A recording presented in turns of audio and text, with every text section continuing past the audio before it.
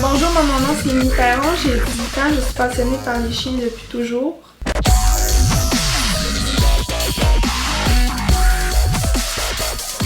Mon inspiration vient de certaines vidéos que j'ai trouvées sur YouTube en regardant des personnes apprendre des tours à leur chien. Je me suis dit que je pourrais peut-être essayer, fait que j'ai eu comme premier cobaye le petit chien à ma mère, un petit caniche. Après ça, j'ai fait plus de démarches. J'ai commencé à trouver d'autres sports, d'autres races de chiens, comment ça marchait en compétition, comment les gens entraînaient pour avoir telle méthode, comment le chien pouvait apprendre d'une telle façon.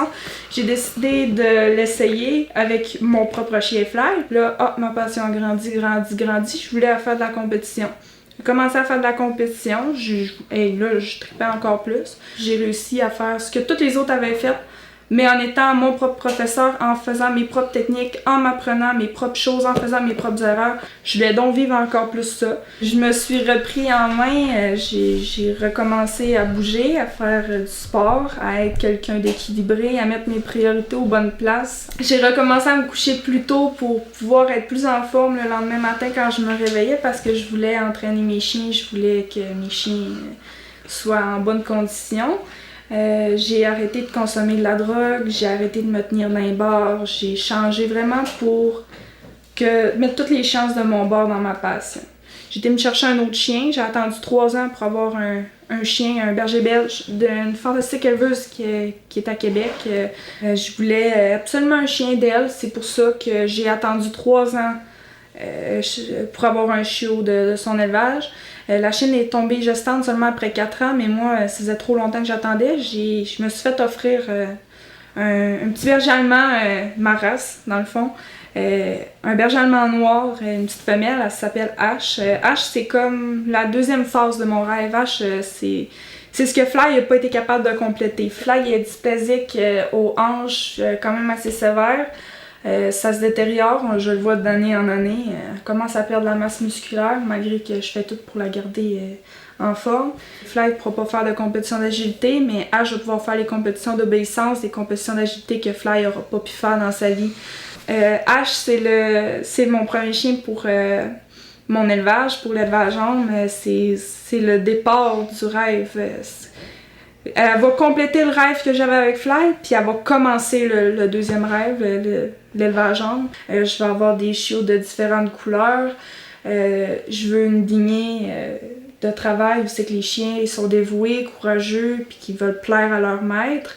Je veux aussi que mes chiens soient capables de travailler en herding, à rassembler des moutons comme leur principal job, pourquoi ils ont été créés.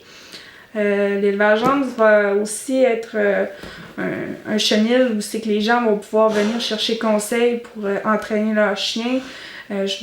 J'aimerais avoir une pension éducative pour les gens qui aimeraient que leur chien devienne un bon chien de famille.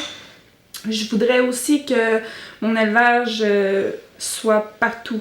J'aimerais aller compétitionner aux États-Unis, en Allemagne, voire même vivre en Allemagne pour avoir la vraie essence de la race avec moi dans mes bagages, dans la génétique de mes prochains chiens. L'élevage homme, c'est aussi le plus grand rêve que j'ai, c'est toute ma passion, tout mon argent investi.